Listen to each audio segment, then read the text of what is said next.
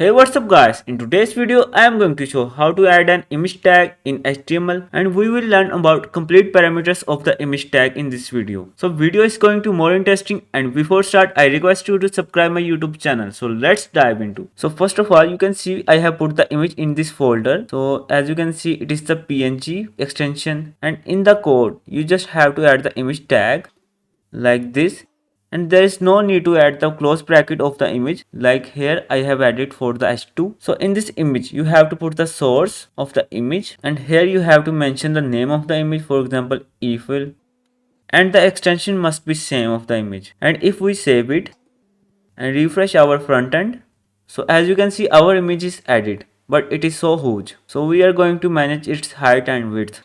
So we can also manage its height in the same tag. For example, height would be 200 pixel. So also there is no need to add the pixel and the percentage sign with the height and width, and it would also the same. Refresh it again, and as you can see height is managed now. And there is also an interesting thing about the image tag. We can add the text here alt, and in this parameter we have to put the name of the image.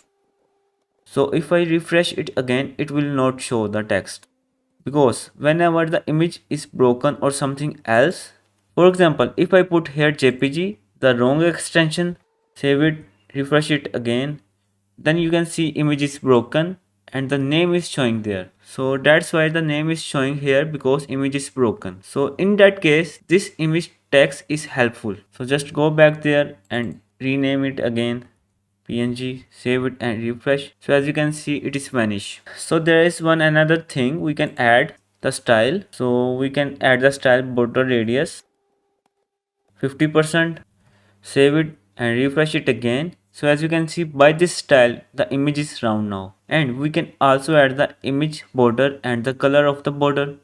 So let me add it as well.